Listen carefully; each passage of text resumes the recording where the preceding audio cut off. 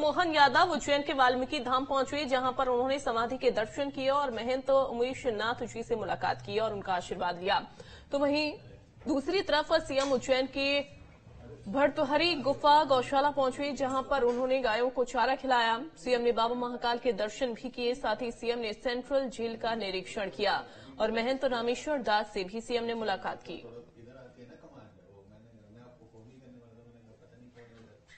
तो ये 5 तस्वीरें हैं आपकी टीवी स्क्रीन पर, जिसमें आज क्या क्या कार्यक्रम हुआ, किस किस से मिले मुख्यमंत्री, वो आप देख सकते हैं। सेंट्रल जेल का निरीक्षण करने के लिए पहुंचे, गायों को चारा खिलाते हुए नजर आए, महाकाल का आशीर्वाद भी उन्होंने लिया।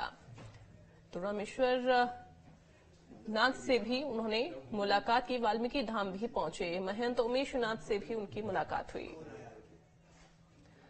उज्जैन की जनता को सीएम मोहन यादव ने बड़ी सौगात दी है। बाबा महाकाल की नगरी उज्जैन में आज देश के पहले प्रसादम का शुभारंभ हो गया है। 1,75,00,000 रुपए की लागत से तैयार प्रसादम उज्जैन के श्री महाकाल महालोक के नीलकंठ वन परिसर में बनाया गया है।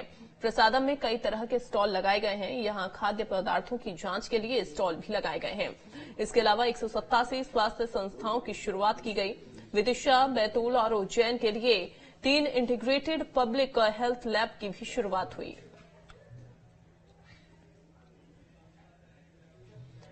तो 1,75,00,000 की लागत से दरअसल ये बना हुआ है। नीलकंठ वन परिसर में इसका निर्माण किया गया है। प्रसादम में कई तरह के स्टॉल लगाए गए हैं। बताया जा रहा है इसमें 17 दुकानें रहेंगी और करोड़ों की सौगात उज्जैन वासियों को दी है। देश के पहले प्रसादम का शुभारंभ मुख्यमंत्री की ओर से किया गया और साथ ही 1,75,00,000 की लागत से प्रसादम बना है। तो मुख्यमंत्री अलग अलग स्टॉल पर पहुंचे और हर एक स्टॉल के बारे में जायजा लिया और वहां पर फीता काटकर उस स्टॉल का शुभारंभ भी करते हुए नजर आए।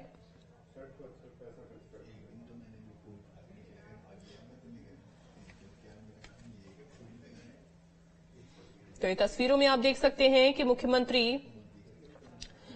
पहुंचे और यहां पर हर एक स्टॉल पर फीता काटकर शुभारंभ करते नजर आए। एक बड़ी सौगात मुख्यमंत्री की ओर से दी गई। प्रसादम का दरअसल शुभारंभ हो गया है और महाकाल मंदिर परिसर में जो भी श्रद्धालु पहुंचेंगे उनके लिए एक बड़ी सौगात ये मानी जा रही है। एजेंडा था, बाबा महाकाल की कृपा थी।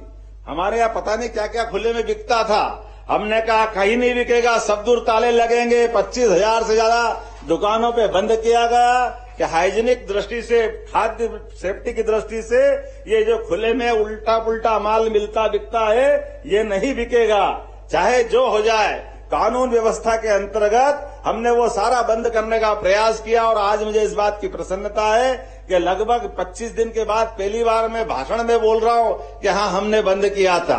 हमारे एक निर्णय मात्र लिए गए और निर्णय का एग्जीक्यूशन अधिकारियों ने कराया है। निर्णय लेने का मतलब ही ये होता है कि निर्णय का पालन, पूरी सरकार के लिए गए निर्णयों का पालन अधिकारियों को करना ही चाहिए। ऐसे कई निर्णय हमने किए।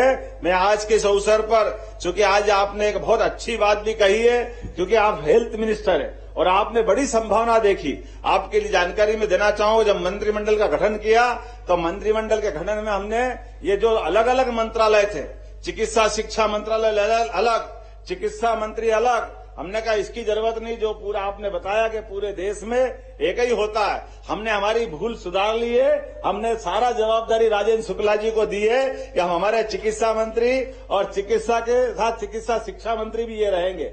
आपके नेतृत्व में जो माननीय प्रधानमंत्री ने घोषणा की है कि हम पूरे देश के अंदर कम से कम एक लोकसभा में एक मेडिकल कॉलेज लाएंगे। निश्चित रूप से हम भी कोशिश करेंगे कि न केवल एक मेडिकल कॉलेज एक लोकसभा में, हम तो ये चाहेंगे कि हमारे हर जिले में एक मेडिकल कॉलेज बने। इस दिशा में हम लगातार काम कर रहे हैं, क्योंकि हेल्थ से बढ़कर के कुछ हो नहीं सकता है। ऐसे कई कई कामों को लेकर हम लगातार आगे बढ़ रहे हैं।